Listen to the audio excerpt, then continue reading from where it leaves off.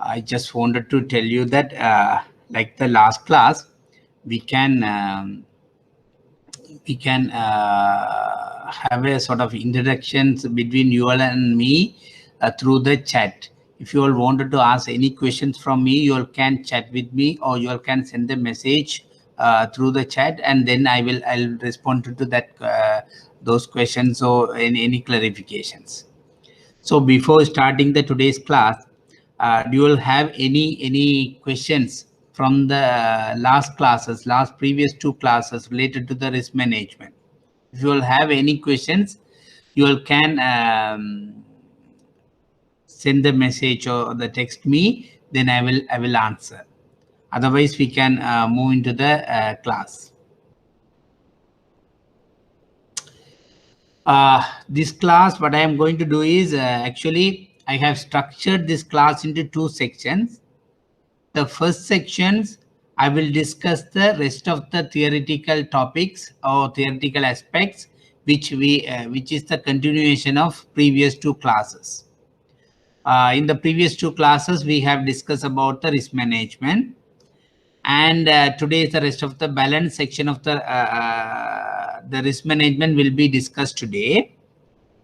And the second section of this class will be sort of past paper questions. I will go through the some of the past paper questions, and we will try to answer or try to find the answer for those questions.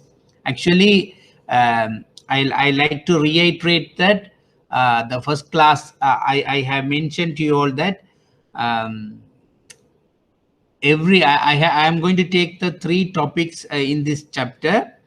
The first one is the risk management. Second one is about the compliance function of the banks and financial institutions. Third one is the corporate governance of the banks and financial institutions. So I have been allocated for 9 classes, and the three classes for each topics. So in this risk management, I have been allocated for three classes, and out of two classes I have already taken, and this is the last class. So rest of the theoretical matters I will discuss in this class, and the balance time, if we have any balance time, we will discuss some of the past paper questions. That is the way I am going to structure the today's class. So before starting the class, we will see that what we have seen in the last two classes, and actually particularly the last class. In the last session, we have discussed about the different risk management framework, and then we have discussed about the 3 lines of defense.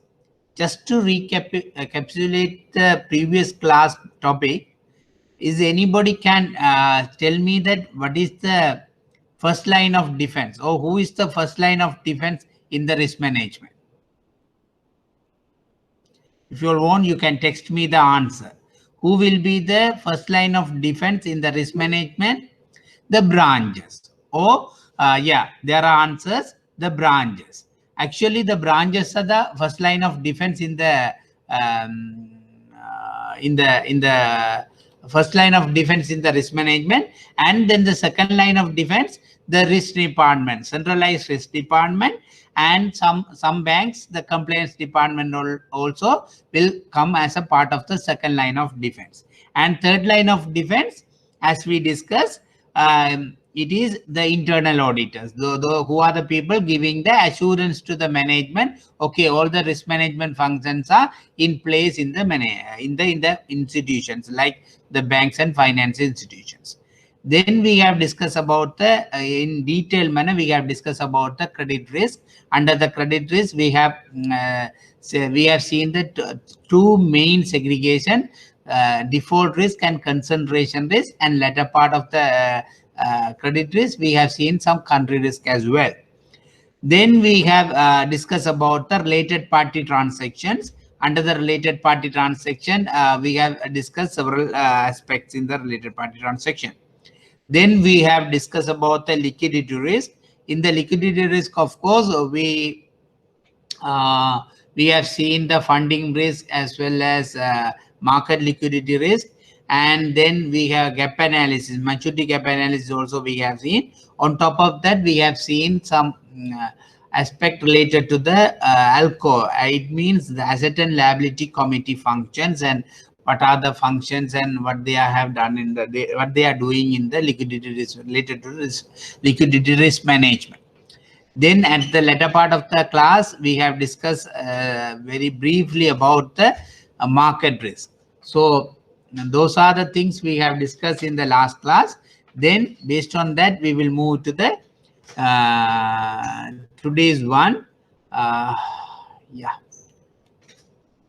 In the today's class, first we are going to discuss about the internal control system, control in the risk management. In the risk management, internal control is one of the important aspect in the risk management, because I have already discussed with you all. In the first line of defense, the branches and the divisions, other divisions of the banks and financial institutions are responsible for the internal control system. The internal control system is relevant to or important for every aspect of risk management system or every type of risk management. It means the credit risk also we need to implement the internal control system, and then again liquidity risk also there are some internal control system, and the market risk also. But on top of this financial risk, in the non-financial risk, especially the operational risk, the internal control systems are getting more prominent. We see that the operational risk we have discussed. I think the first class we have discussed about the internal control system, the operational risk. Under the operational risk, actually it is the risk arise from the failure of system or people or any external, or due to any external event. It could be the operational risk, especially the any risk arising from the people can be prevented through the internal control system. So it's a formal definition of the internal control system. We can define as, it can be defined as a system designed, introduced and maintained by the bank's management and top executives to provide a substantial degree of assurance in achieving business objective, complying with the policies and laws, maintaining efficiency and effective in the regular operations. So what does it mean? It means the internal control in simple way we can say, in the banks or financial institution, the internal controls are more important, especially for each and every day-to-day transaction. There will be an internal control system. Internal control system in the sense one person's activities will be checked by other persons, or any process can be go through the internal control process. So in that case, especially we can say that, for example, if it is a sales transaction a sales transaction in a company, then actually in the sales transaction, one person there won't be any system. If there is no internal control system, then one person can handle every aspect of the single sales. For example, he is the person can bill the put the bills on this receipt on this sales, particular sales, and that person can be receive the money for the particular sales, and that person can be deliver the particular goods, 11 particular goods to relevant to that sales. A particular person can involve every activity of related to the particular transaction. But then in that case, the internal control system is very weak, because there's a high possibility of making errors or fraud. There can be two things. The errors can be occur, or fraud can be occur, because if one person get involved everything, he may put the bill for 10 items and purposefully he can give the 20 items when they are giving the item, or erroneously he can give the 20 item when they are deliver the goods to the particular customer. So there may be errors or there may be fraud. But to avoid that error and fraud, especially the operational risk side, there may be internal control system. In the internal control system, okay, the billing part will be handled by one person. So he has to build put the bill for the particular sales item by one person. So he will, yeah, yes, okay. Then he can do the particular transaction. He can put the bill for the particular sales item. Then what they can do is the second thing they can do is the cash can be received by cashier, the separate person. So in that case, okay, then cashier will check whether the bills has been put in a proper way. He will just check and adding the part of the bill and all. Then the third process will be the delivering the goods. Even in the delivering the goods, the one person can pack the goods and other person can check whether these goods are in tally with the bill, the amount or bill put into the amount put into the bill. So there may be 4 or 5 people or 3 or 4 people get involved in the sales activity. So in that circumstances, there may be a lot of internal control because the several people are checking in the different stages of that sales activity. So in that scenario, the internal controls is high rather than a one person handle a particular sales. So this is applicable for the bank operations. If you are working in the finance companies or the banks, you all may get to know that. You all may know more than me about this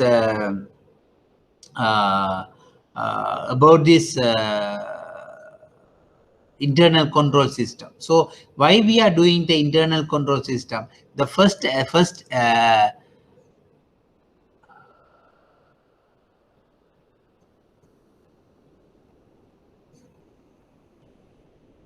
is everybody hearing me, or is there any interruptions?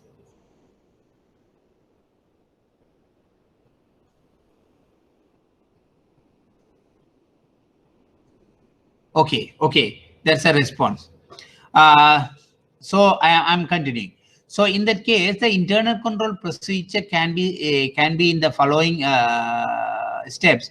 First one is segregation of duty. That's what I just explained to you all, that there may be the segregation. So segregation of duty in the sense, one person can, as I explained to you all, that one person can put the bill, other person can collect the cash, other person can deliver the goods. So there's a segregation of duty in the internal control procedure. The second one is access control. The access control also one of the internal control procedure in the risk management. For example, in the storeroom or any server room in the bank and finance companies, there may be server rooms with the IT related aspects and the record rooms about the banks and finance companies, the customer informations and all. So there may be access to control. Even in the system, there may be several type of passwords. Some can only view the databases, or some can make the adjustments in the databases. So when they are making the adjustment, there may be other person has to authorize that adjustment. So there are some access control, which is also one of the part of the internal control procedure in the banks and finance institution, or internal control procedure in the risk management system. And the physical verification. Physical verification also one of the internal control procedures. When they are giving the, if we take that early example, when they are giving the delivering the goods, somebody can randomly check the physical verification whether the deliver goods are tally with the billed amount. So in that way, there can be the physical verification, or the year end there can be a stock verification or physical verification in every year. So, and scandalized documentation and approving authority requirement. This approving authority requirement I have explained to you all.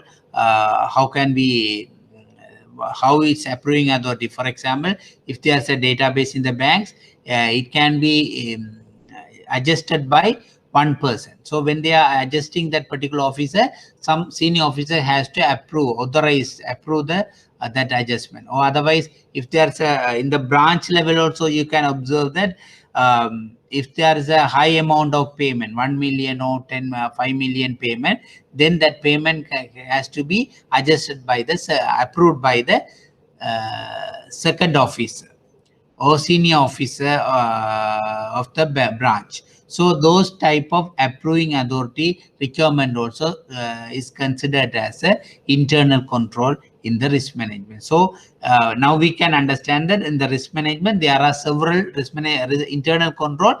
There are several procedures. One can be the segregation of duty. The second one will be the access control, then physical verification and scandalized documentation and approving authority requirement. Those are the procedure we can just see about the internal control in the risk management system. And when I'm moving to the next one, it is about the internal and external audit. We have seen already. Give me a minute.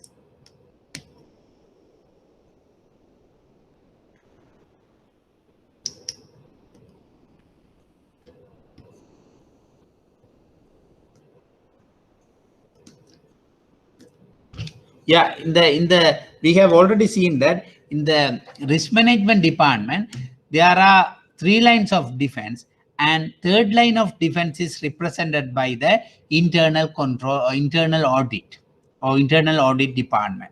And in the internal audit department, in the institution, there are 2 type of audit functions are happening in the banks and finance institution. Not only banks and finance institution, other large institution as well. The first one is the internal audit. Second one is the external audit. So what is the internal audit and what is the external audit? An internal audit, it evaluates the company's internal control, including its corporate governance, accounting process, and ensures compliance with laws and regulations and accurate financial reporting, as well as helping to maintain operational efficiency by identifying problem and correcting lapses before they are discovered in an external factor or before they incur the losses to the banks and finance institution. If you see that in the larger banks or even every bank, we can see the separate department called internal audit department. In the internal audit department, they are mainly checking whether the company's internal control system or the bank's internal control system are in place. Whether in the branch level or other divisions level, the company is maintaining the internal control system in a proper way. So that is their main function. And then in internal audit department, when we are talking about the independence of the internal audit department, actually compared to the external auditors, internal auditors have less independence. That is, of course, obvious. But when compared to the other people in the sense risk management department or branches or branch managers, this internal audit department will have more independence. So when we are there are some in the few instances there are questions to rank the independency. The risk management people, internal audit people, and external audit people. Who will have the more independency? Obviously, external auditors will have more and more independency. Then next to the external auditors, internal audit people will have more independency. Then the next to the in the sense that the internal audit people have less independence compared to the external auditors. Then the risk management people will have the less independence compared to the internal auditors as well as external auditors. So if somebody, or in the exam papers, if somebody asks the question that who will have the more independency, whether risk management people or internal audit or external audits, the answer will be the external audits will have the more independency. But compared to the audit people, risk management people, internal auditors will have more independency. Then the external audit, everybody will know the concept of the external audit. It is the requirement, it is one of the legal requirement, and as well as the regulatory requirement. Every banks and financial institution has to do their has to check their audit, their accounts and records by the external auditors, and has to be published to the stakeholders and has to send the copy to the regulators. Who are the regulators of the banks and finance companies in Sri Lanka?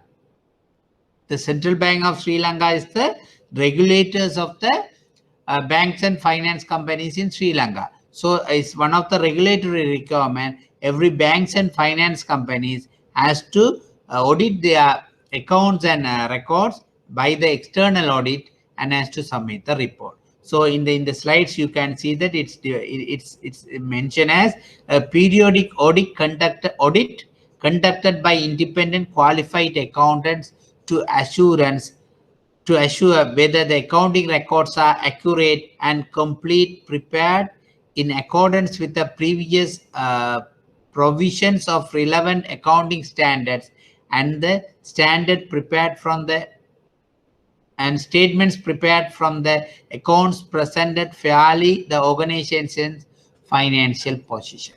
So it should represent the organization's financial position. So these are the segregation. So in the sometimes there may be short notes about the external audit or internal audit, or sometimes there may be questions, okay, compare the external audit and internal audit. There may be short notes question. So first you have to write about what is internal audit, and then you can write about what is the external audit, and then you can say that compared to the internal audit, external auditors will have more independent in the risk management, and you can say the internal auditors are considered as a third line of defense in the risk management, but external auditors could be considered as a fourth line of defense in the risk management function. So these are the things you have to mention about the internal audit. Is there any questions? Then I'll move to the next one, which is about the reporting structure of the banks and financial institutions.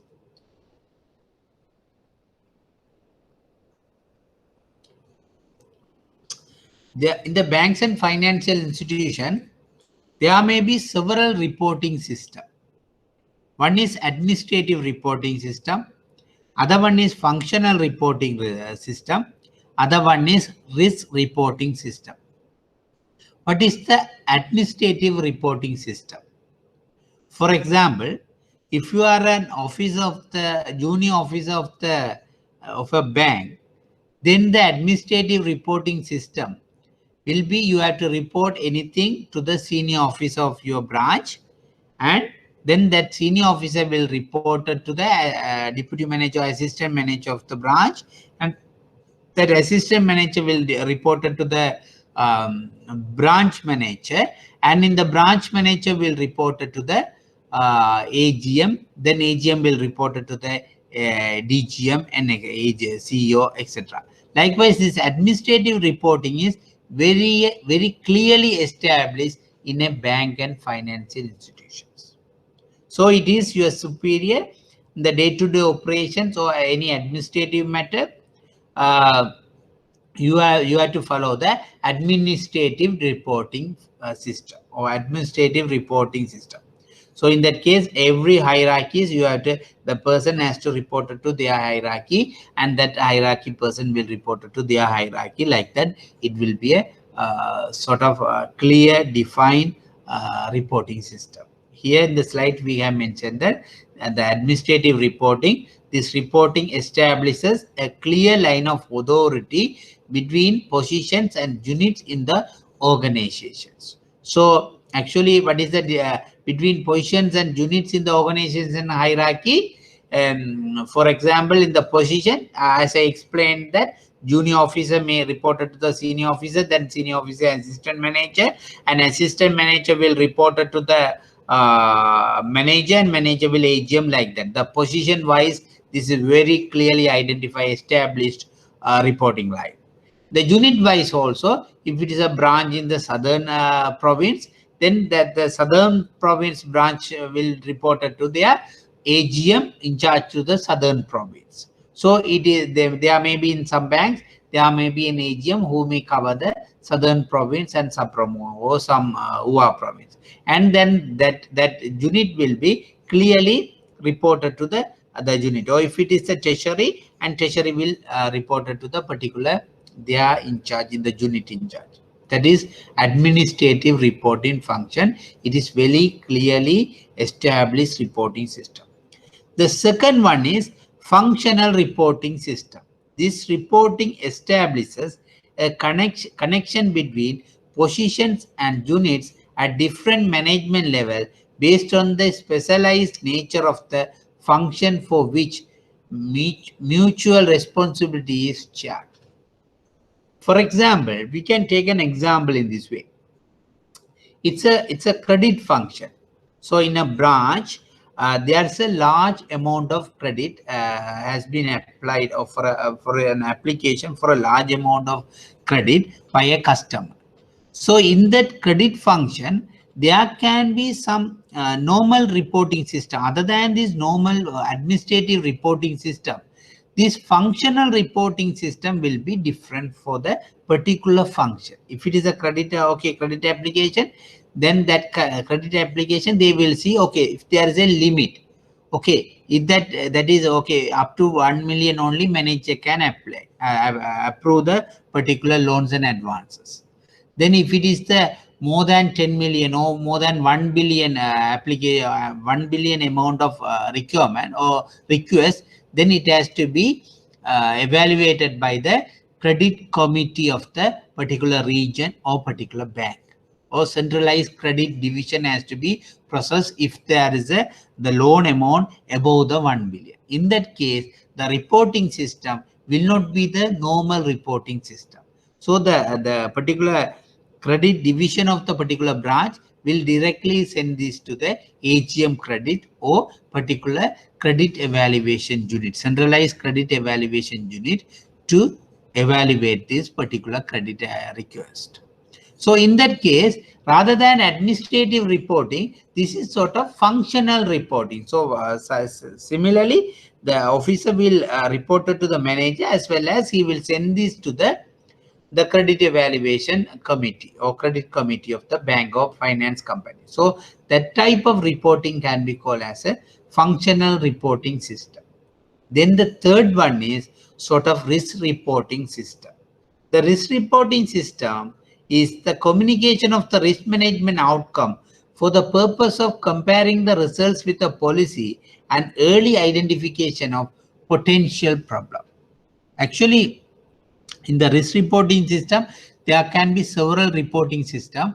Generally, the bank manager, if we take the bank branch, the manager will be the in charge for the particular branch operations and internal control system. So the manager normally in the administrative reporting system, if there is any issue, he will report it to AGM.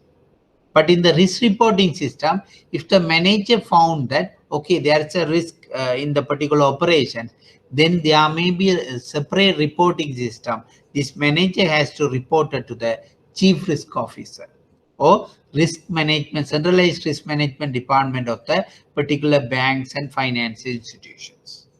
So this risk reporting system, then that particular centralized risk management department will investigate about the risk, and they will elevate this risk, a particular risk, to the risk management committee or board audit subcommittee for risk management.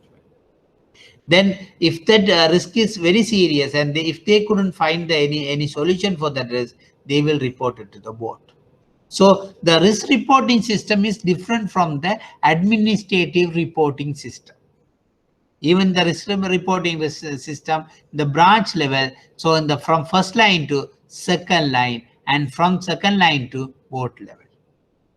So in the bank to bank, it may be different, but it's sort of the general idea is this in the risk management system or risk reporting system. It is different from the administrative reporting system or functional reporting system. This is sort of a reporting system directly connected to the centralized risk management department. So through the centralized risk management department, they elevate the particular risk to the risk reporting to the board audit board subcommittee for the risk management, or even to the board directly. So that is the risk reporting system. Even you all may heard about that whistleblowing system in the banks and finance institution. Even the whistleblowing system can be in different organizations as well, other production type organizations as well. In the whistleblowing system, if there is any risk, if the particular even a junior officer, even a sort of non-staff officer, if they found that okay, there is a risk, or there's a particular risk but which has not been bring to the attention to the senior management or branch managers or anybody, any division in charge or anybody, then even the junior officer, he can whistleblow to the top management directly. Okay, there's a risk and it has to be addressed. So even that whistleblowing also can come under the risk reporting system. So these type of different reporting system can be observed in the banks and finance institution. The first one is administrative reporting system. Second one is functional reporting system. Third one is risk reporting system. Any questions you all wanted to ask for me? Otherwise, I'll move to the other section.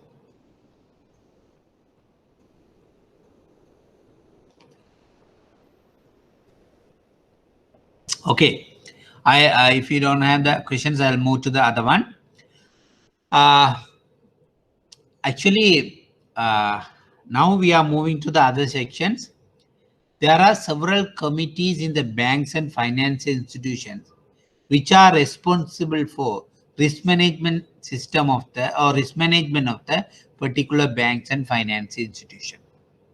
Because rather than this administrative reporting system, risk reporting system, and functional reporting system, there are some committees. This is an individual position, rather other than this position-wise reporting system, there are some committees which are responsible for the risk management system of the banks and finance institutions.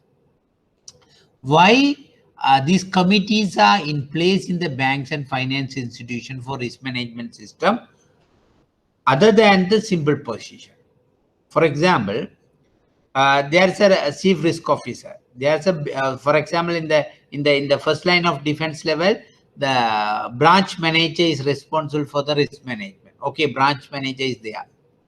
Then in the second line of defense, chief risk officer is there to look at the risk management aspect of the banks and finance companies. And in the third line of defense, of course, they don't get involved in the risk management, but they are giving the assurance. So chief risk officer and branch managers and CEOs and the single position are managing the risk, and they are responsible for the risk management.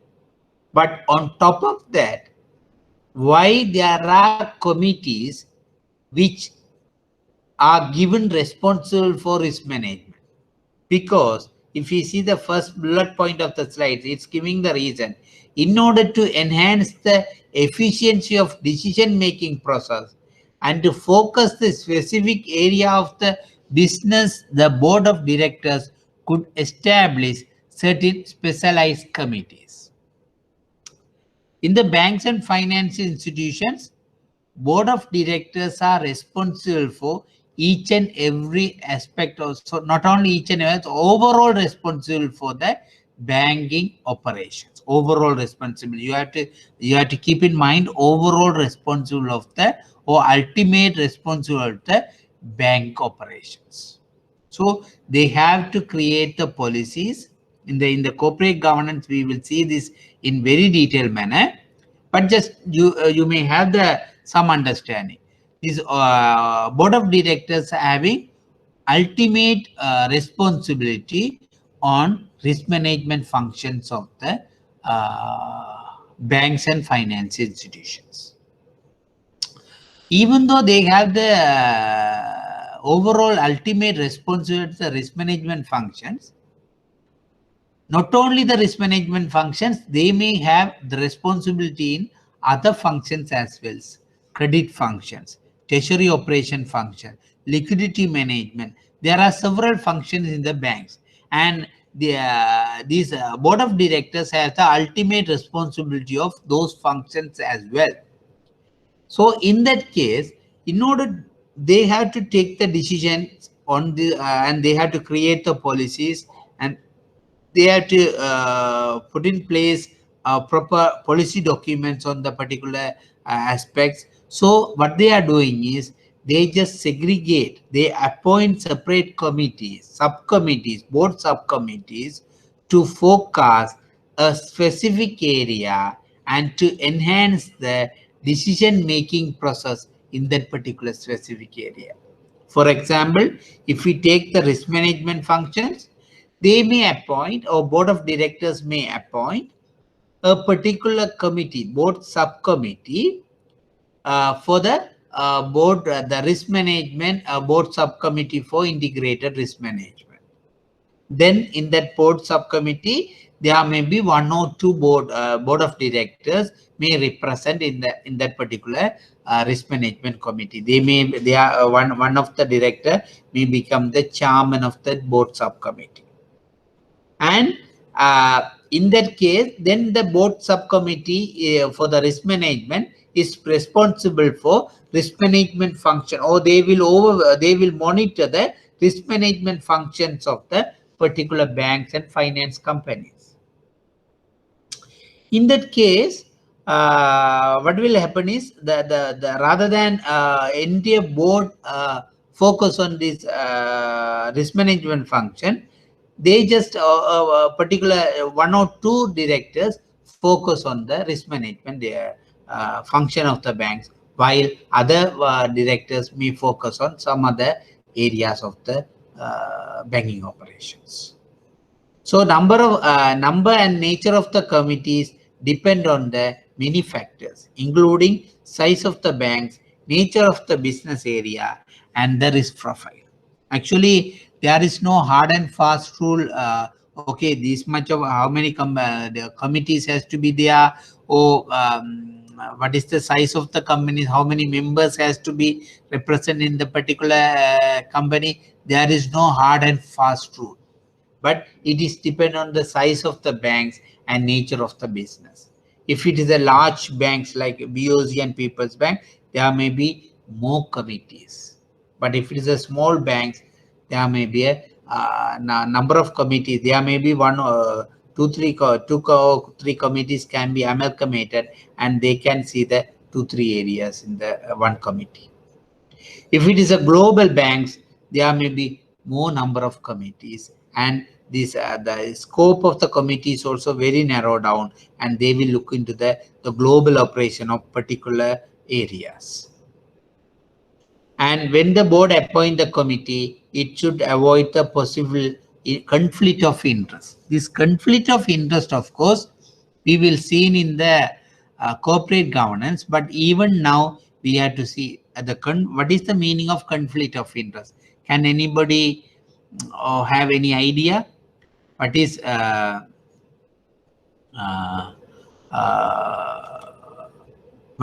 conflict of interest?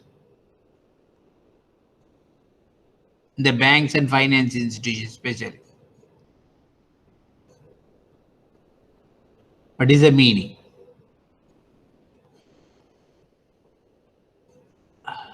The conflict of interest is simply we can define a person has the a person who involved in the banking operation has their personal interest in their as well. For example, a CEO. In the last class I have explained you in the conflict of interest. During the conflict of interest, when we are discussing during the conflict of interest, I explained you all that sometimes a bank manager or the not bank manager, the bank CEO or one of the directors may have their personal interest when they interact with banking operations or banking business activities. For example, if one of the director of the bank, he is having the own IT company, so he will have the personal interest to improve that IT operation, IT business of the particular company. And when they have the when a bank wanted to buy some software from that company, then there is a conflict of interest, because there may be a personal interest as well in that when bank buying the product from the particular related party company or particular company which is the common director. The bank director as well as the company directors are same.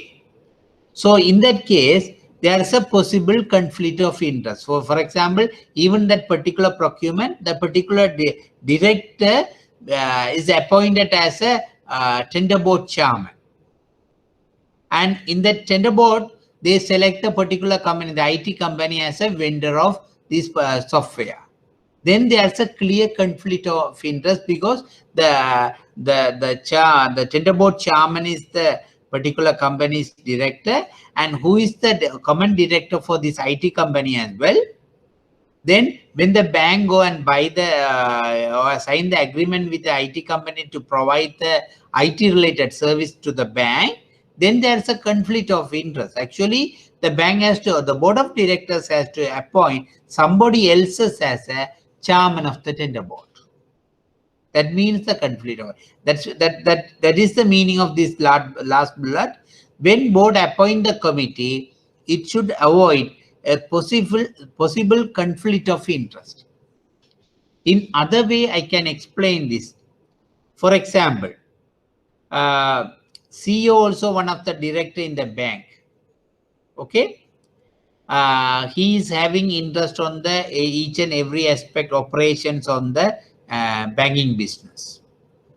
When CEO appointed as a chairman of internal audit committee, will it be fair? Of course, no, because the CEO of the bank will have the interest on all the banking operation, and in that case, if he is the CEO, is the chairman of the internal audit committee, then if there is any major fraud or any major mistakes, he may not like to highlight that mistakes to the top management, because there is a conflict of interest. Because then once they highlight those mistakes to the top management, then his performance will be go down. So when the board is appointing the committee, they have to avoid to appoint the CEO as a chairman of the internal audit committee, because there's to avoid the conflict of interest. Likewise, there may be several conflict of interest. So when the board of directors appoint the committees, they have to take care of this conflict of interest as well. So the committee is responsible for the management. So we have to first, we have seen under that we have seen that to enhance the efficiency of the decision making, the banks and financial institutions appoint the committee on top of the individual positions by administration. And then the number of committees and the size of the committees, nature of the committees may depend on the size of the banks and the nature of the business. Then finally, we are saying that when the board appoint the committee, it should avoid the possible conflict of interest. When they are appointing the committee members, they have to consider the conflict of interest as well. And by considering that, they have to, by avoiding the conflict of interest, they have to appoint the committee members. So those are the three things we have seen we have discussed in this slide. So I say that there are several committees, and in these committees are depend on the bank size and nature of the business.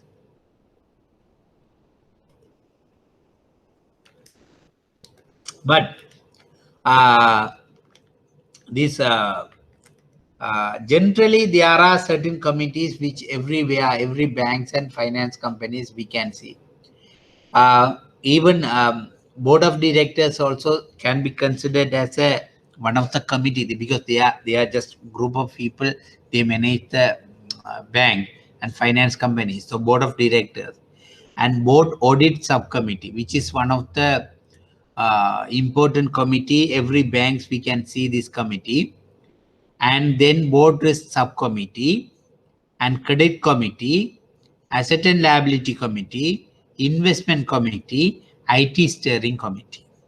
So in this class, we are going to see these committees and these committees functions as well. If we see that actually these are sort of boring session, because this is just nothing to explain here.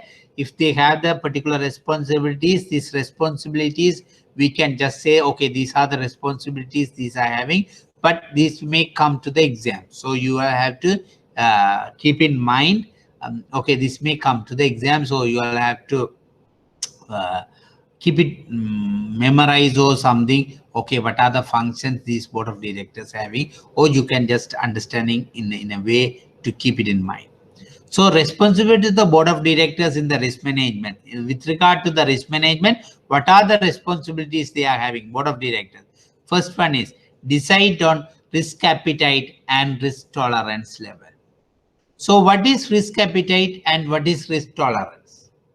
Is there anybody say what is the risk appetite of a bank and of finance companies, or what is the risk tolerance? The risk appetite is the maximum risk a bank or financial institution willing to accept in their day-to-day operations.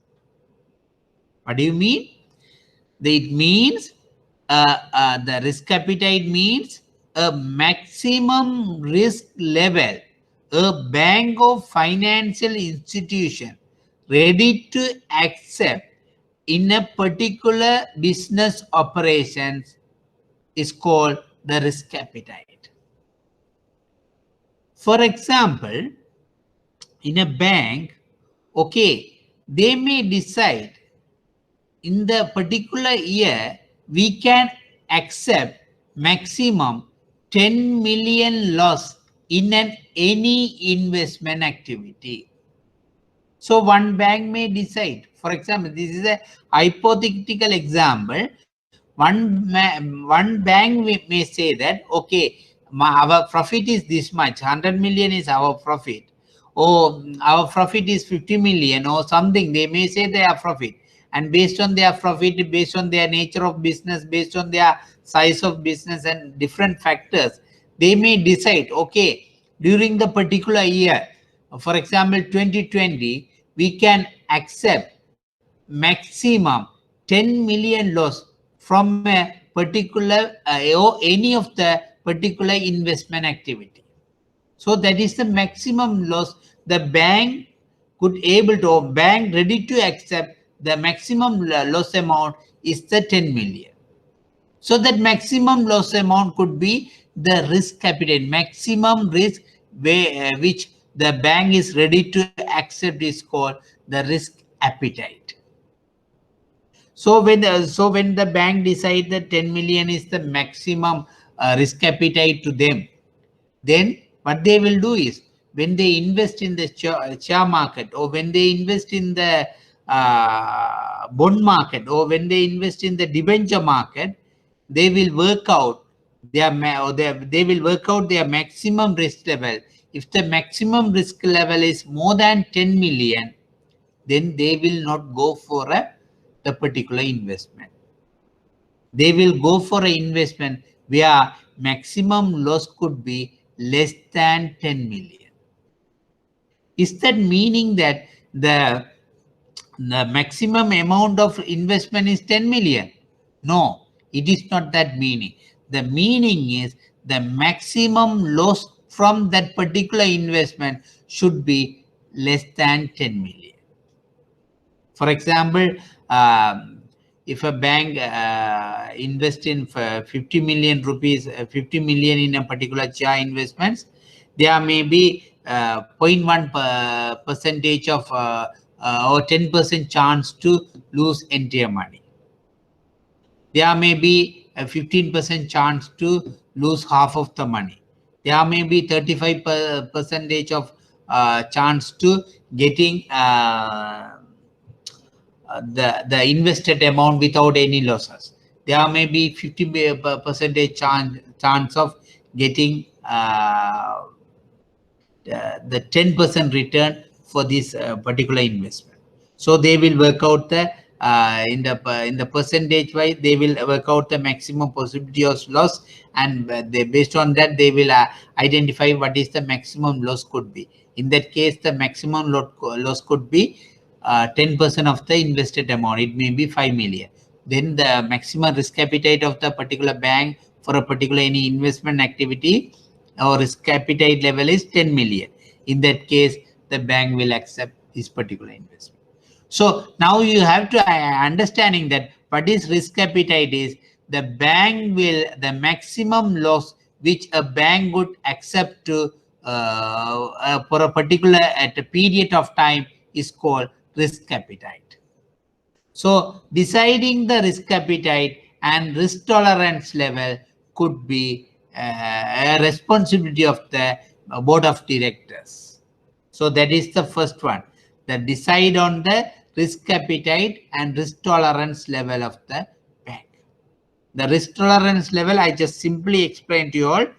Okay, when the bank will decide the 10 million is the maximum risk appetite in any investment activity, then but they, even though they decide the maximum amount, they will have some tolerate level. Okay, it can be plus or minus 10%.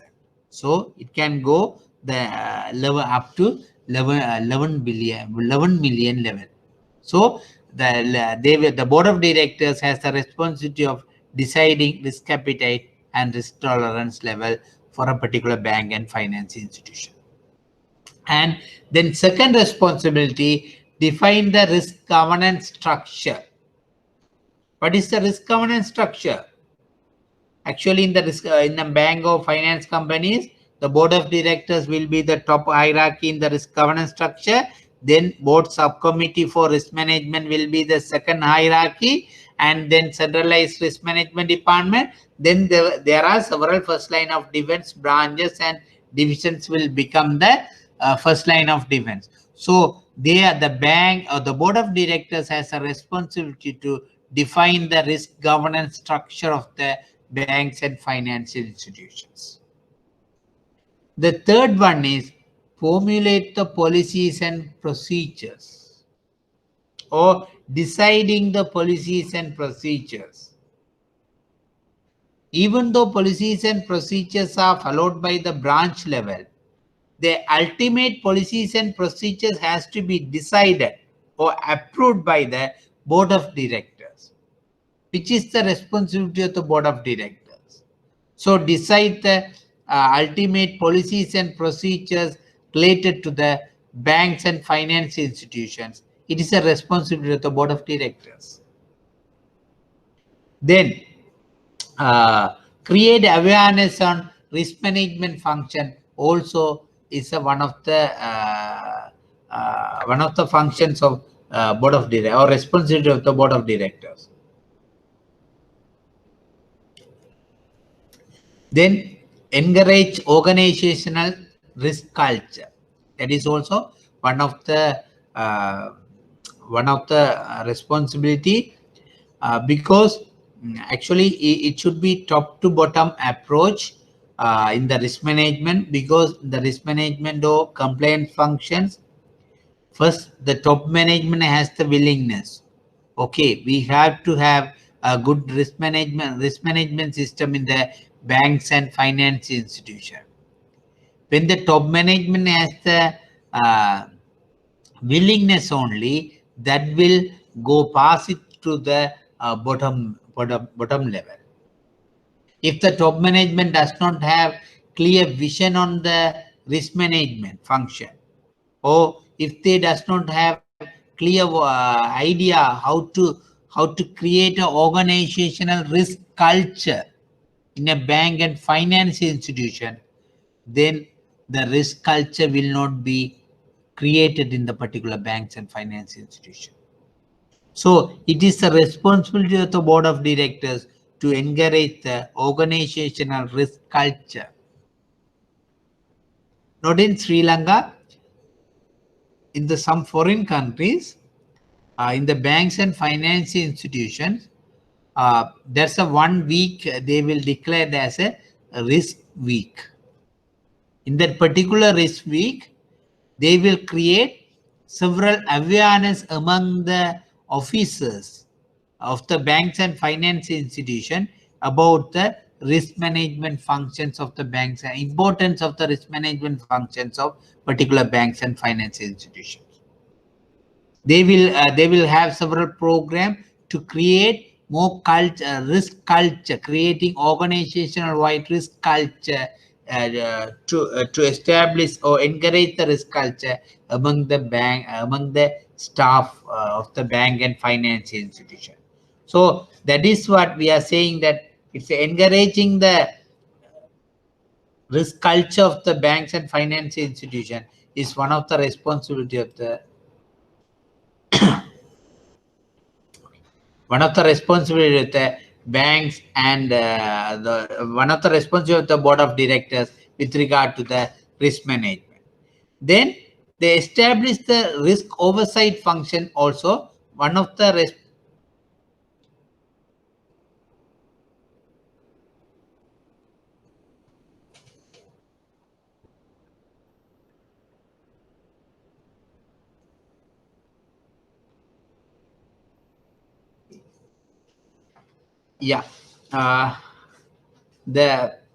this is all okay. Establish the risk oversight function is also one of the responsibility of the board of directors with regard to the risk management functions.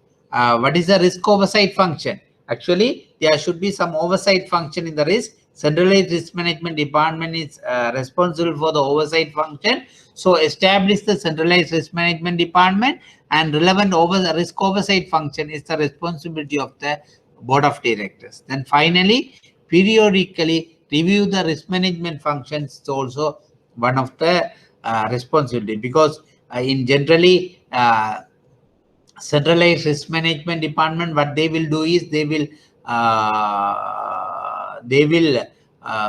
establish these policies and procedures, and then they will monitor whether these risk management functions are implemented properly in the banks and finance institutions. So once they implemented, they will continuously monitor if there is any emerging risk, or if there is any risk identified in the banking operations or finance companies operations. So once they identified in a particular banks, okay, the centralized risk management department identify particular some risk areas in a particular operations, then they will report that to the board risk subcommittee, and then board risk subcommittee may escalate those to the board of directors.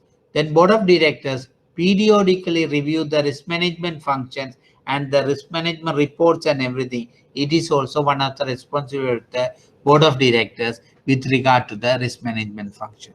So if we summarize, we can say that decide the risk appetite and risk tolerance level, and define the risk governance structure, formulate the policies and procedures, create awareness on risk management, encourage the organizational structure, establish risk oversight function, and periodically review the risk management functions are the responsibilities of board of directors with respect to the risk management functions.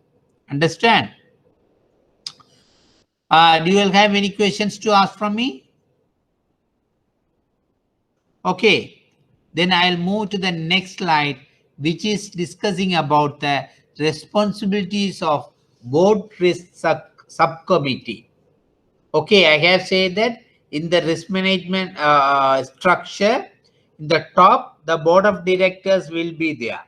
The board of directors has the ultimate responsibility of the risk management functions. Okay, below the board of directors, there will be a committee called board risk subcommittee. This committee maybe several names may be given to this committee, but the general idea is it is a board risk subcommittee. Some of the board members, 1 or 2 board members will represent that board committee, and the chief risk officers and some other members will represent this board risk subcommittee. This board risk subcommittee is responsible to discuss the aspects related to the risk management functions of particular banks and financial institutions. So whatever the chief risk officer escalate to the board risk subcommittee, they will discuss and they will ensure that these risk management functions take place in the banks and financial institutions in proper manner. So they have the following responsibility. The first one is assess risk profile and key risk area of the risk. Because I have already told you the time to time, the first line of defense and second line of defense will escalate the possible risk profile of the banks and financial institution to the board risk subcommittee. So it is a duty of the board risk subcommittee to assess the risk profile and key risk area of the bank and financial institutions. Actually, they have to take the decision, okay, how to mitigate this particular risk. So what are the action has to be taken? So they can suggest. So they have to assess the risk profile and key risk area. So what they will do is they will, there can be 2 options. One is they will find the solution for that risk profile. Okay, how to mitigate that risk, or how to address those, eliminate that risk aspect.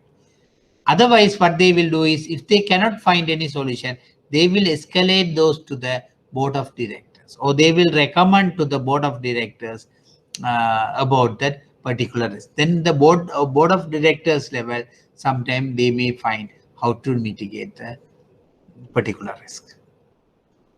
So first one is assess the risk profile and key risk area of the risk, key areas of the risk, and second one is recommend the board an adoption of risk assessment and risk procedures. Generally, the risk procedures and risk procedures are before that. Okay, recommend the board an adoption the risk assessment and risk procedures. As I mentioned already, the board risk subcommittee will discuss the key risk areas and assess the risk profile of the banks and financial institution, and if they can find, they will find the solution to mitigate the particular risk. Otherwise, they will recommend to the board and what can we do with this particular risk assessment. They will recommend the board an adoption of the risk assessment. And they are the people recommending to the board about the risk procedures. Because in the initial slide, the earlier slide, we have seen that formulate the policies and procedures as one of the responsibility of the board of directors. Okay, even though it is the responsibility of the board of directors, they are the people, they are not the people who prepare the policies and procedures. They are just approving the procedures.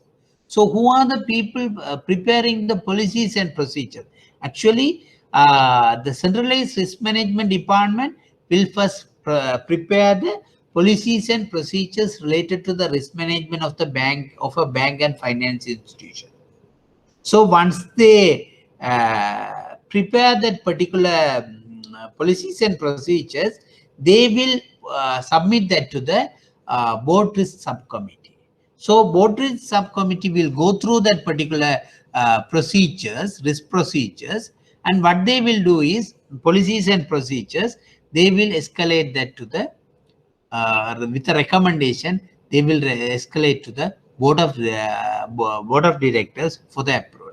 So that's what here we are saying, that recommend the board an adoption of risk assessment and risk procedures is the responsibility of the board risk subcommittee. And then third one, articulate the policies for oversight and management of the risk. So oversight and management of the risk is and articulate the policies also is relevant to the it's a responsibility of the board risk subcommittee. And the fourth one, we can see that examine and determine the sufficiency of internal process.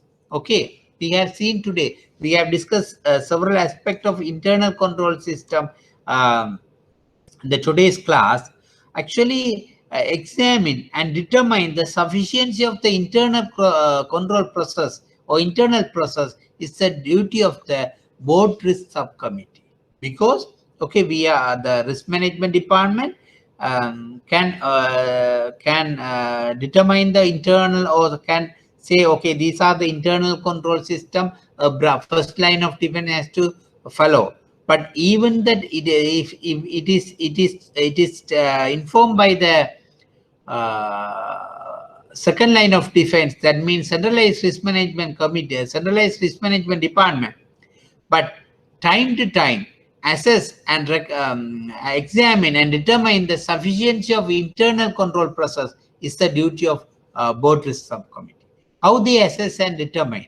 Actually, there's an internal control process in the particular branch, but always there are operational risks repeatedly occurring in the particular branch. For example, we can take an example, the cash loading to the ATM machines. Okay, there are some internal control process in the particular branch level in the cash loading into the ATM machines, but very frequently there are cash shortages. So in the if the branch, particular branch very frequently reporting cash shortages in the ATM machines or cash loading process, then the board subcommittee will decide, okay, will examine and determine whether the internal control process related to the cash loading to the ATMs are sufficient, or whether there should be some additional internal control process. So these people, it is the responsibility of the board risk subcommittee to determine, examine and determine the sufficiency of internal control process. And then next one is assess and recommend the board acceptable level of risk. I have already explained that. Okay, this is this is the risk appetite. The board of directors will decide the risk appetite level of the banks and financial institutions. So once they decide the risk appetite, and they will decide the risk tolerance level, and time to time this risk management department will submit a report. Okay, this is the risk profile. Okay, this is the risk level we are having right now. Then the board of this board risk subcommittee has to assess and recommend to the board whether the particular level of risk level is sufficient or is acceptable level, or it is beyond the risk appetite and risk tolerance level. What we have to do to reduce this risk level. Those type of recommendations has to be forwarded to the board of directors by the board risk subcommittee. So that is also one of the responsibility. And the next one, we can see that implement a risk management framework and internal control system is also one of the responsibility. And the risk management, we have discussed this is in a detailed manner. So the risk management committee, they are the people, they will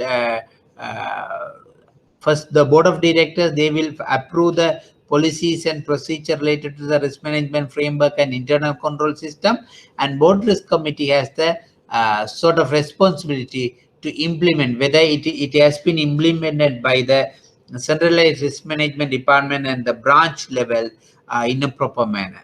So they have the responsibility to implement and to ensure that the internal control system and risk management frameworks are properly implemented in the banks and finance institutions. Then finally, report the trends of the risk profile, reports on specific risk, and the status of the risk management process also is a responsibility of the board risk subcommittee. Okay, report the trend of the risk profile and report on specific risk and the status of the risk management process. It's okay to whom they have to report. Actually, the board risk subcommittee has a responsibility to report to the board of directors. Okay, then they have to report the, so this means they report to the trend of the risk profile and specific risk and state of risk management process to the board of directors time to time. So these are the responsibility of the board risk subcommittee. I hope you all understand this thing, but this is, as I mentioned already, this is sort of boring because this is nothing too much explained in the practical manner. These are the things they have to, these are their responsibilities of the committees. Okay. Then we will move to the responsibilities of audit committee. Okay, I have explained you all. There are several committees involved in the banks and finance companies operations. First one, board of directors. Second one is the risk management committee. Then one of these one is board risk subcommittee.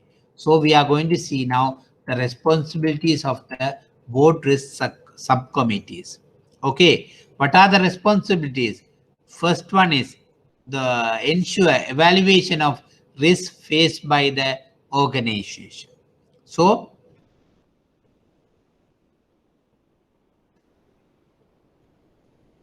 the audit, because the internal auditors, they are the people, audit committee, they are the people responsible to give the assurance to the top management. Okay, all the risk management functions are in place. And so for that, giving that sort of assurance to the top management, they have to ensure the evaluation of risk faced by the organization. They have to evaluate what is the risk faced by the organization or the banks and finance institution, and they have to ensure that evaluation. The second one is assess the internal control objectives and whether those objectives have been met. So this is the internal auditors, the main job is assess whether the internal control systems are in place in the banks and finance institutions. So in order to achieve that, they have to assess the internal control objective and see whether those objectives have been met in the day-to-day operations. And then the third one is review the risk assessment by the internal auditors as well as the management. So they have to review the risk assessment. Auditors has to review the risk assessment as well as the management. Then the fourth one is understand the key internal control issues and monitor the process on those issues. Actually, in the internal control issues, they have to first understand, okay, what are the important internal control issues prevail in the particular bank, so particular branch operation or particular divisions operations. So for example, if it is a treasury operations, okay, what is the internal control issues we can find in the particular treasury operation of the banks and finance institutions. First, they have to understand. And then what they have to do is they have to monitor the progress on those issues. As I mentioned already, okay, in the cash loading to the ATM machines, they have some internal control issue. First, they have to identify, okay, this is one of the key internal control issue in that particular cash loading system, and then they had to suggest, and then continuously they had to monitor the progress on those issues. Okay, what's happening to that issue? Whether the internal control system rectified it. Actually, whether the audit committees are directly going and doing it, no, they have to ensure it. Actually, what they have to do is through the collecting the reports, they have to ensure it those internal control systems are in place in the banks and finance institution. And then oversee the functions of chief internal auditor, and internal audit department is also one of the function of internal audit committee. This is normally, even the audit committee is responsible for internal audit functions. These internal audit functions are carried out by the internal audit department, and which is headed by the chief internal auditor. So overseeing the function of chief internal auditor and internal audit department is one of the responsibility of in the audit committee. And finally, they recommend the board on the issues related to internal control and internal and external audit. If there is any issues could not be sorted out by the internal audit committees, or internal audit committee feel that which is an important aspect of the lapses in the internal control system of the banks and finance institution, they may recommend to the board on that particular issues, and they may issue on the internal audit function and external audit function. They have the say to the board, so they can recommend it. So these are the responsibility of the audit committee, audit subcommittee, board audit subcommittee. The first one is ensure the evaluation is risk faced by the organization. Second one is assess the internal control objectives, and the third one is review the risk assessment. And the fourth one is understand the key internal risk control issues. Fifth one is oversee the function of chief internal auditor and internal audit department. And finally, recommend the board on the issues related to the internal controls of the bank and financial institution. So this is the responsibilities. Is there any questions? If you have any questions, you can send the message to me through the chat. Then if we move to the next slide, the responsibilities of the credit committee. So this is one of the committee actually which is not directly involved in the risk management functions, but this committee also indirectly helping to manage the credit risk of the banks and financial institutions. In that sense, it is better to see the responsibility of the credit committee. As I mentioned in the functional reporting, some large amount of credit facilities are evaluated and approved by the centralized credit committee of the banks and finance institutions. So these are the responsibilities. The first one is the purpose of the committee is to oversee the credit and lending strategies of the strategies and objectives. So this committee's responsibility, or the purpose of the committee, is to oversee the credit and lending strategies and objectives. The banks or different banks may have different strategies or different objective on their credit and lending functions. For example, some banks they may target only corporate customers or large customers. Some banks they may target on the small customers. Some are maybe SME customers. Some are may concentrate on credit card or some other credit card or the personal loans for their credit and lending. And they may have different strategies in there. Okay, some are the approach the customers. First they target the customers and they approach the customers. For that they may have different strategies and different objectives.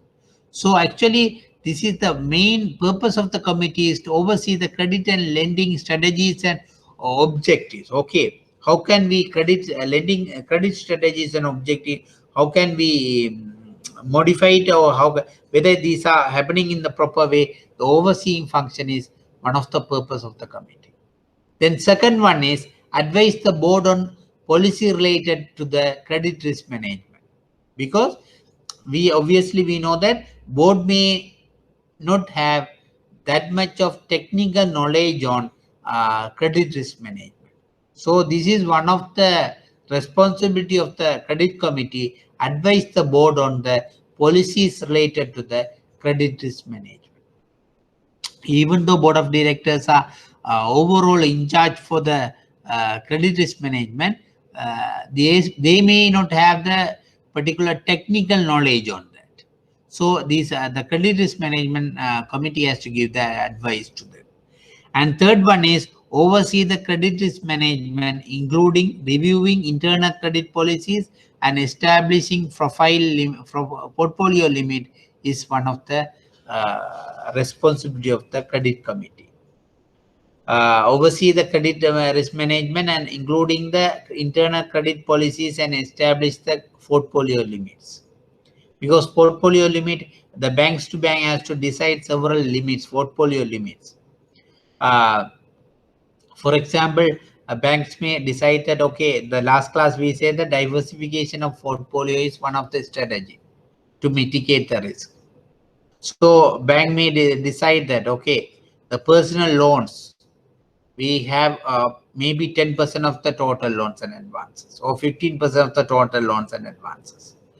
Then the loans and advances to the construction industry, it may be other 12%, or maximum it can go to the 20%. They can decide different portfolio limits. Even individual credit limit also they can decide.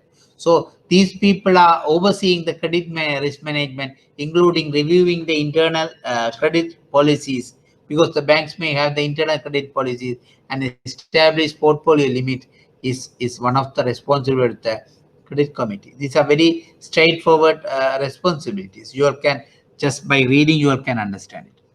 And the next one is review the quality and performance of credit portfolio, which is very important function in a banks and finance institution, because in a banks the highest risk is the credit risk, because their balance is the more than 80% of their balance sheet is represented by the credit portfolio.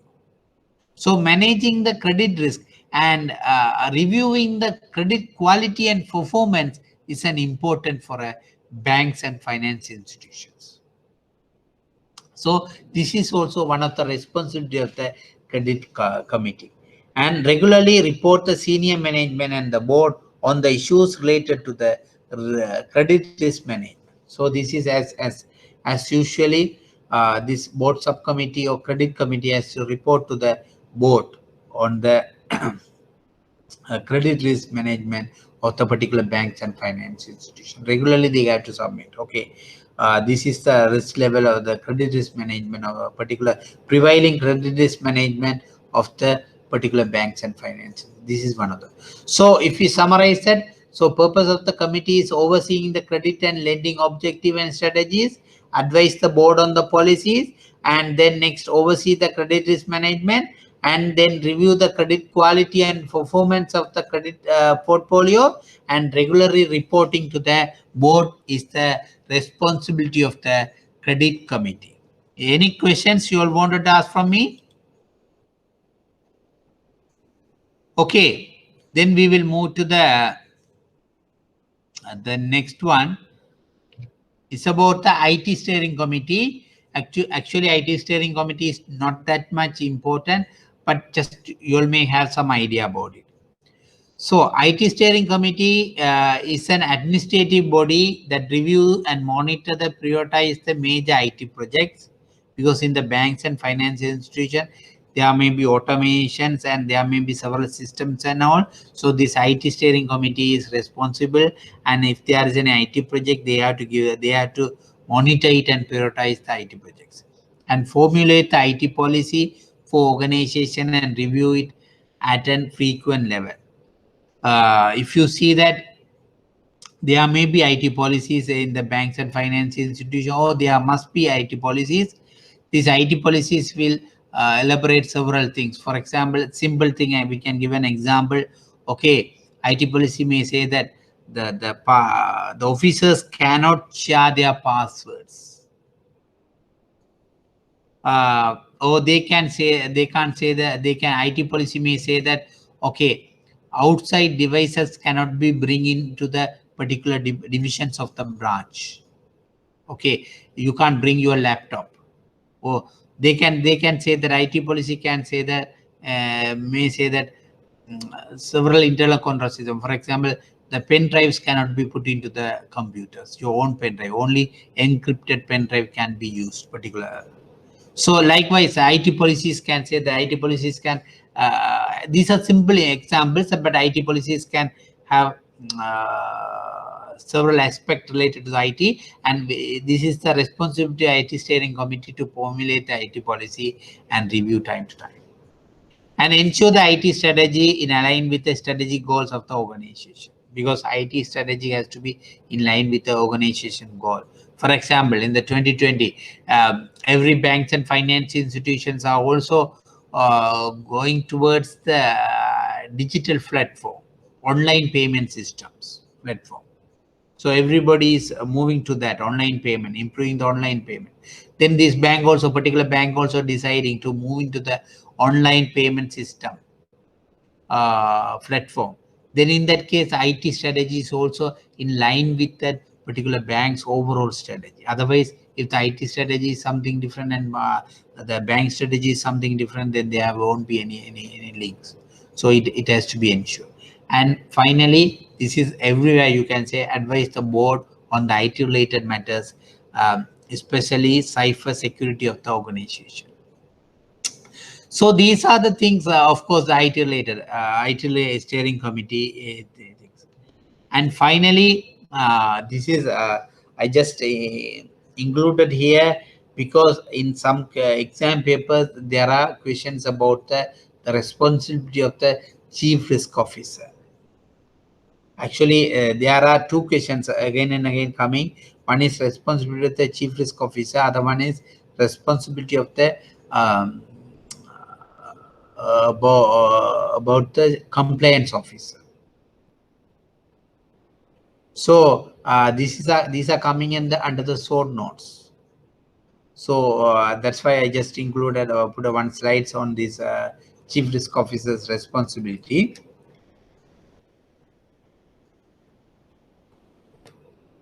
In general, chief risk officer is the head of integrated risk management department. The CRO, the chief risk officer, is the head of the centralized risk management department.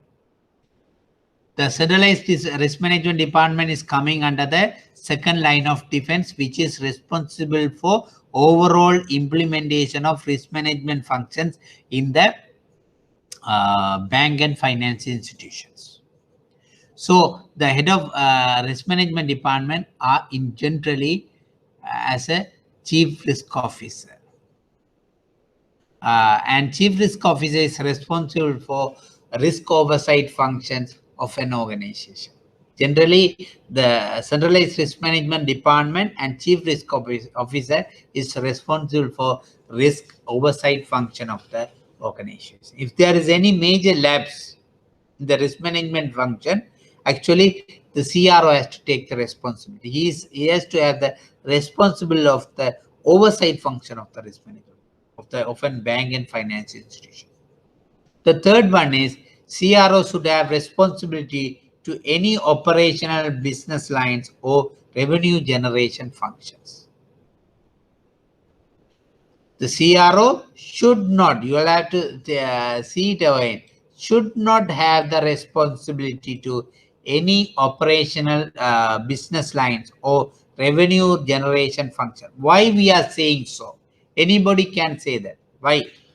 You have any idea why we are saying that CRO should not have the responsibility to any operational business line or revenue generation function?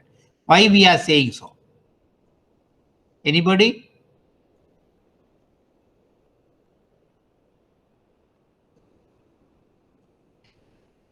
Yeah, there's a question. Actually, I forgot to see that question. I missed to see that question. Sir, can you please explain the difference of risk appetite and risk tolerance again? Yeah, I'll once I explain this slide, I'll go and explain to you all. So now we just see about this CRO's function. The chief risk of why we are saying that CRO should not have the responsibility of any operational business lines or revenue generating functions. Why? Simply because to manage the conflict of interest. For example, person X, he is the chief risk officer. Same time, he is the AGM in charge to the credit. What will happen if there is any lapses in the risk management, credit risk management? Will he report it to the senior management? No, because even though he is the chief risk officer, since he is the AGM in charge to the credit risk or credit, if there is any particular major risk arise from the credit functions, he may not escalate that to the board subcommittee or board of directors, because he may have the interest on the credit functions. If he reported, his credit functions may get weak. So he may say, okay, we will manage this rather than reporting to the top management. He may just avoid to report that particular weakness in the credit operation. That's why we are saying that the CRO should not have the responsibility to any operational business lines or revenue generation. If he is in charge to the any, or he is getting involved in the any operational business line, then that may create conflict of interest between the CRO's functions or the risk function and the particular functions. So that's why we are saying that CRO should not have the responsibility. And the other one is CRO should be independent of the business reporting line and maintaining independent risk reporting line. This is related to the previous one, which is saying that the chief risk officer should be an independent from the business reporting line. Because, for example, CEO can report it only through the DGM credit. We let's assume the chief risk officer, rather than directly report in the banks and financial institution, generally chief risk officer can directly report it to the risk subcommittee or board of directors. In some instances, they can directly go to the board of directors if the case is serious. But we are saying that, okay, rather than you are directly reported to the board of directors or board subcommittee, you have to go through you hold the report through the CEO or senior DGM of the bank. What will happen? Sometime, if any report goes to the related to the senior DGM or his operation, related to his operation, he may prevent to send that report to the top management or board of directors. That may affect the risk management functions. So that's why we are saying that the CRO should be an independent of business reporting line. He cannot go through the normal administrative reporting or functional reporting. He has to have separate reporting system, the risk management reporting system, where he must have the access to the board subcommittee, if necessary, board of directors directly. That's what we are saying, that it should be an independent business reporting line. The other one is the CRO directly report to the board risk subcommittee.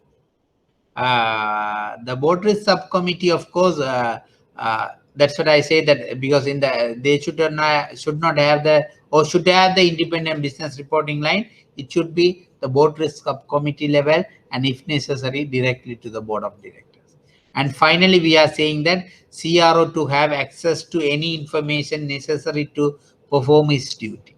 Actually, as like internal audit function, the risk function also should have the access to any information which is necessary to perform their duty. So there should not be any barriers.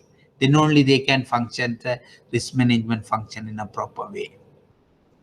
So likewise, we can say that chief risk officer, in general, they have the head of integrated centralized risk management department, and CRO is responsible for risk oversight function of the organization, and he should be an independent person or independent reporting line, and other one is CRO directly report to the board risk subcommittee. Finally, we are saying that CRO must provide the access to any information necessary to perform his duty. These are, if any questions related to write this CRO as short notes, then you will have to write these things. Any questions? Wait, I'll come to this risk appetite and risk tolerance at the latter part of this class. Then, like chief risk officer, there is other position which is also important for a risk management function, which is called chief internal auditor. The chief internal auditor is responsible for audit operations and process as per the mandate given by the board to ensure that business operations are conducted smoothly. As chief risk officer, chief internal auditor also is the head of the internal audit department. Generally, he is the head of the internal audit department, and he is responsible for audit operation and process as per the mandate given by the board. Actually, in the chief internal auditor, all his mandates are given by the board of directors. And because if his mandate is given by the operational people, CEO or DGM level people, then he cannot function as independent as they are having. So the mandate has been given by the board of directors, and based of the mandate, chief internal auditor is responsible to carry out the internal audit function in the banks and finance companies. And chief internal auditor should not get involved in the business decision making process of an organization. It is also related to the, as I explained to you all, as explained to you all about the risk management or a chief risk officer, chief internal auditor also should not get involved with the business decision making function. Why?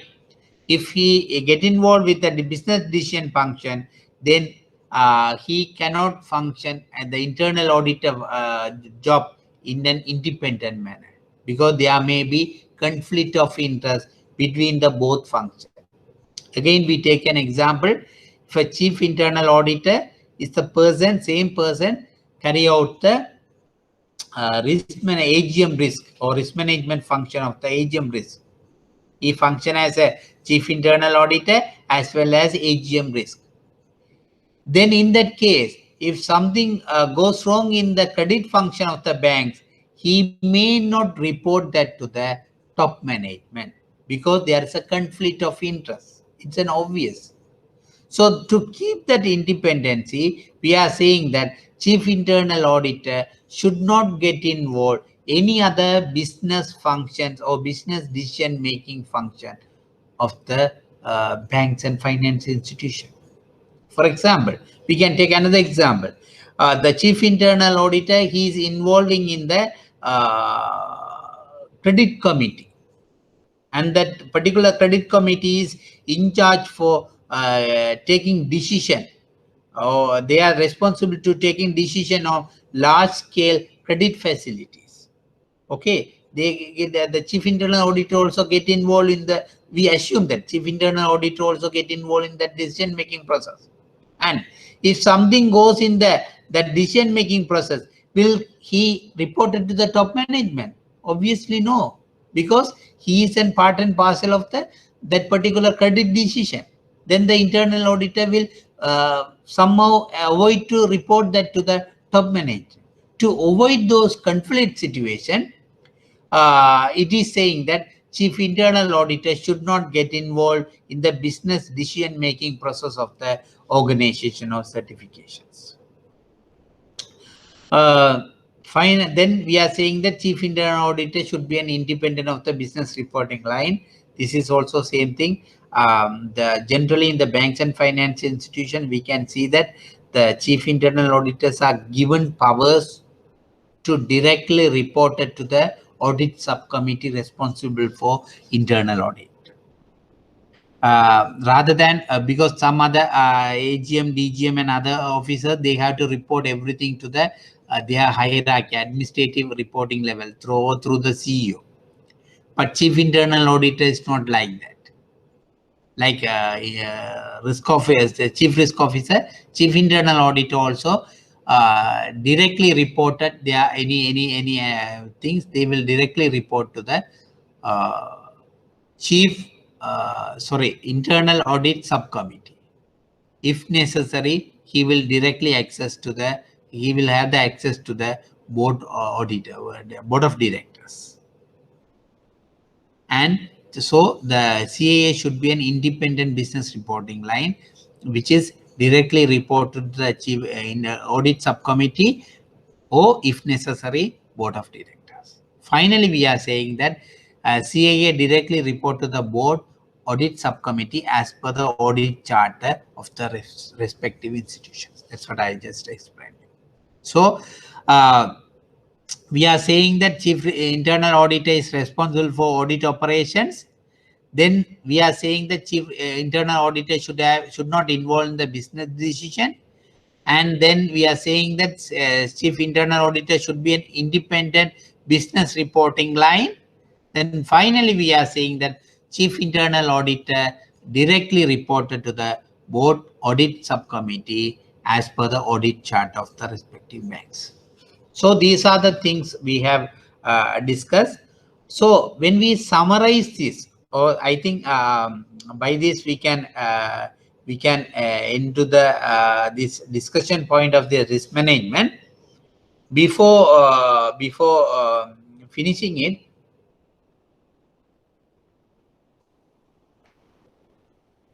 as per the request by a student, I'll just there's a question like this. Sir, can you please explain the difference of risk appetite and risk tolerance again? Okay, we'll see that.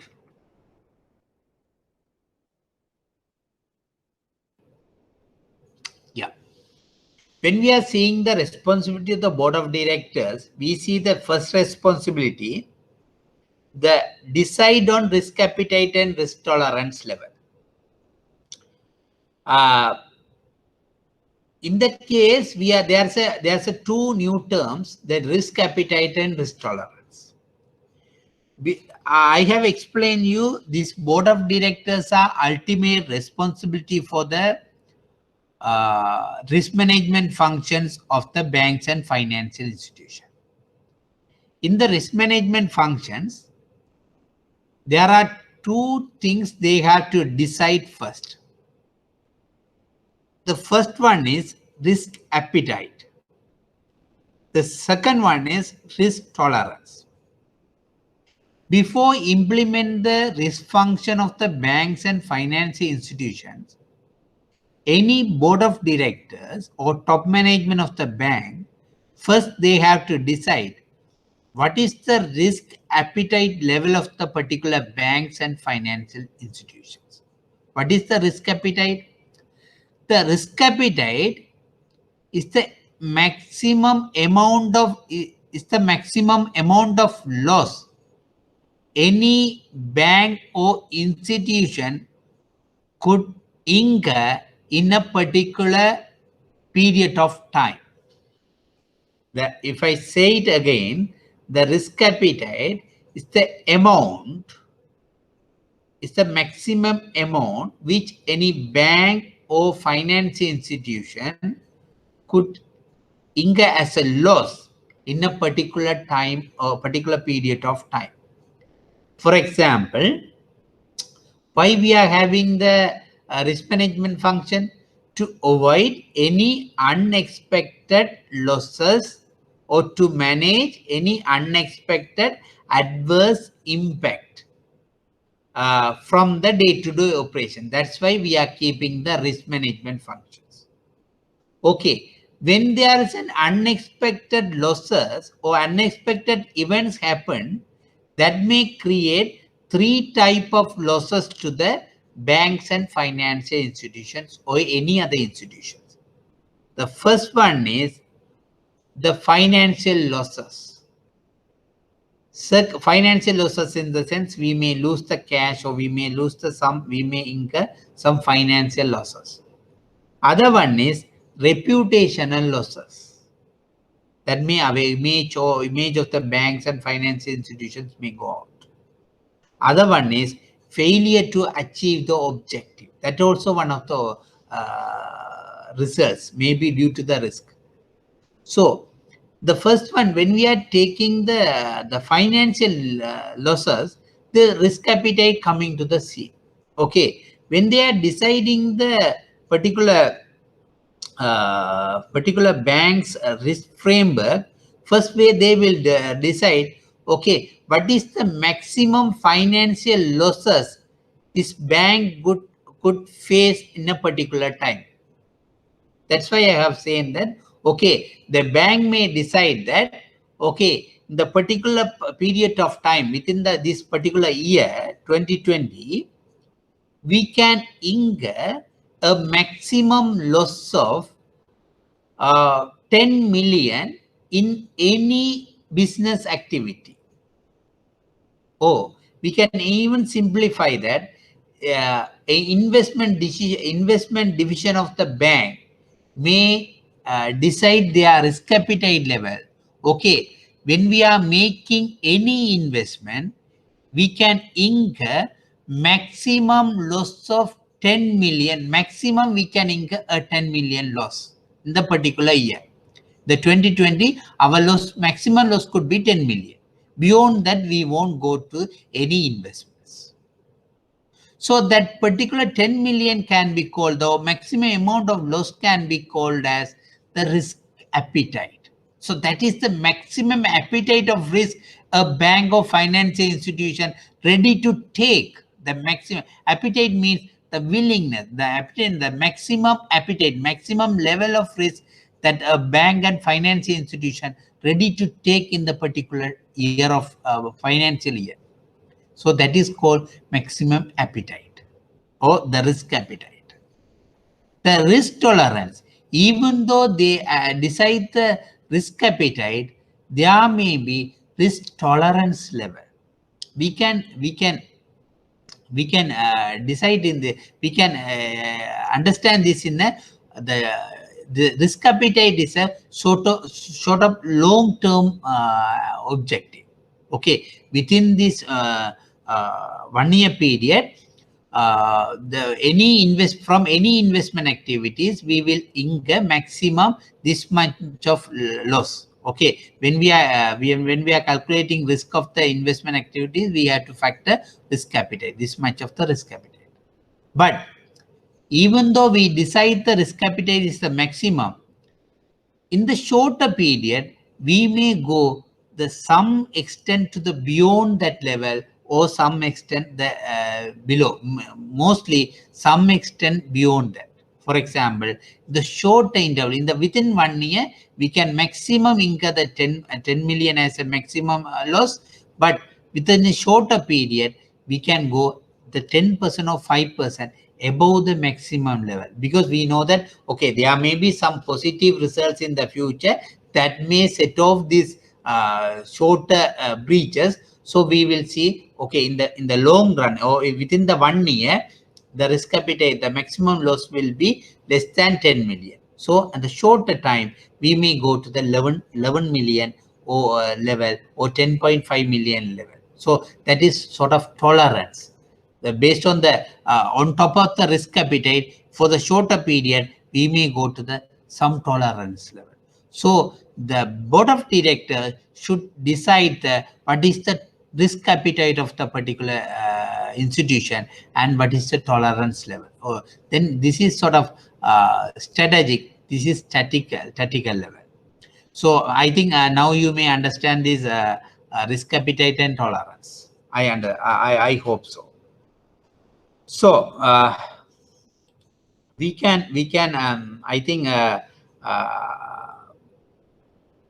I before going to the past paper, we can summarize the aspect we studied in the risk management sections. We had 3 classes, and in the first classes we start with the we start with the what is risk. Then we just look at that, or we discuss about what is the risk management functions. And we have seen, we have discussed that there are 4 aspects in the risk management functions. You all may remember that: identification of risk, analyze the risk, control the risk, and then we say that control the risk and monitor the risk.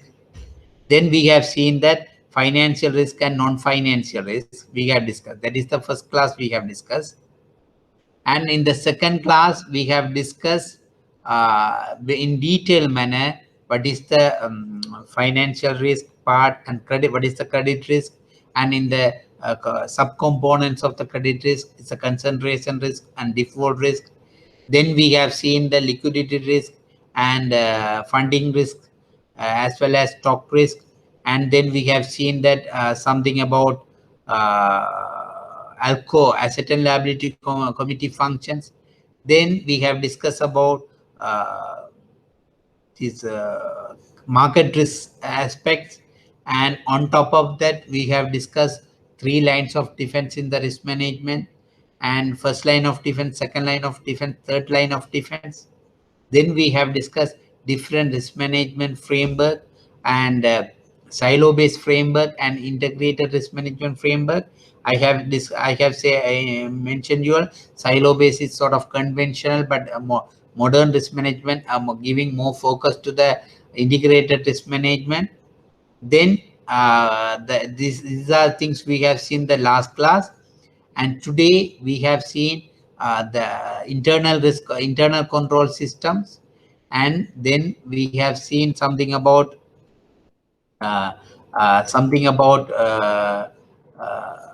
the different reporting lines, internal reporting lines, administrative reporting and functional reporting.